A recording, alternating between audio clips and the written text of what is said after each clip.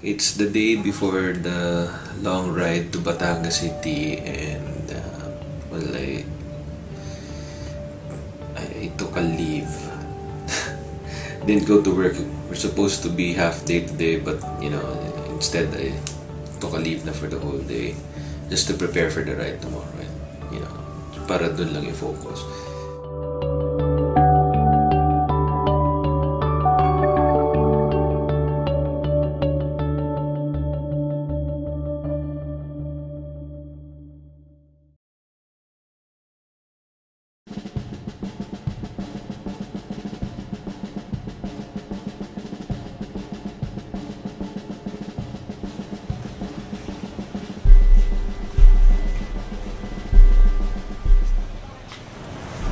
Sure ka na dyan.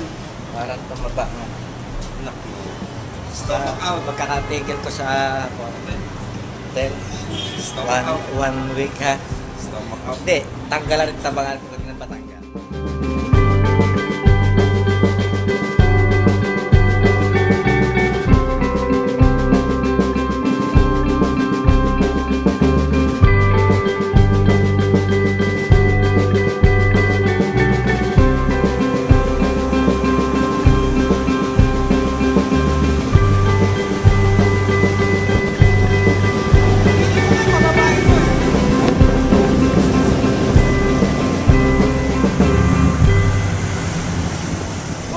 Good morning po, nandito po tayo ngayon sa may sukat, Parañaque, at on the way to Calamba. Ang dami tayong siklistang nakasama ngayon at nakakatuwa. Ang hirap lang ilabas ng flip kasi medyo matraffic at saka mahirap mag control.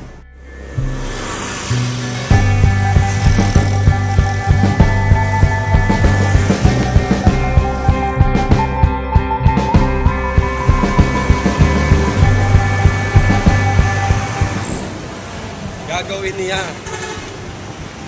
Kahit pagkanong kalayo, basta makapag-yosi lang. Kita mo naman, langgad doon pa sa kabilang kanto.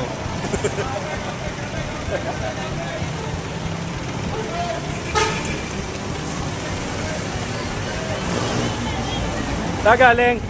Bayad mo baka. Secret!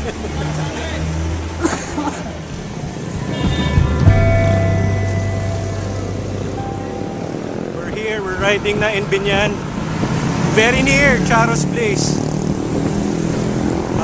Pace is about 22 kph. This guy in front is setting the pace, thankfully.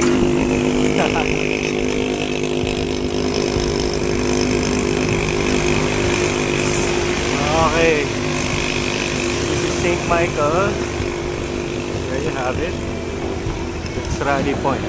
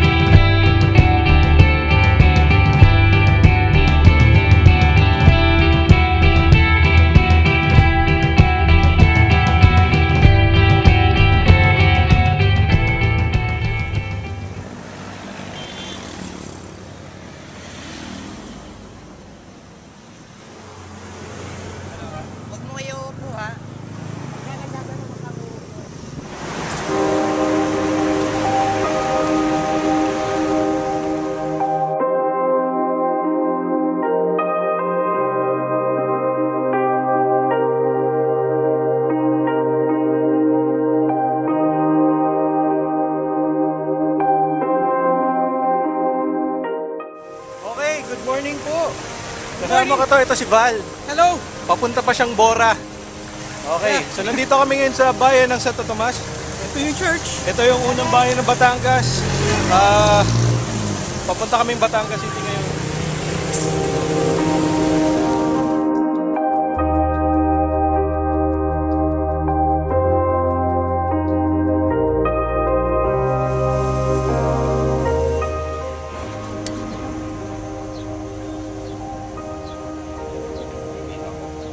Tama na, kapit naman din sa kapila.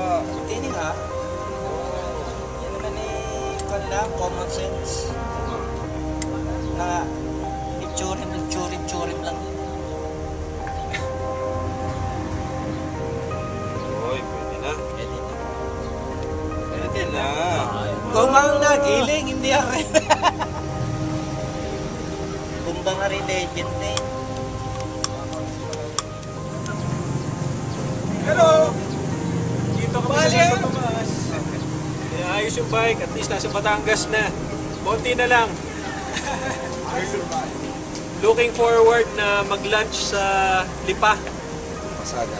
Papatikman natin ang Batangas Na Lomi. at goto rin si Van.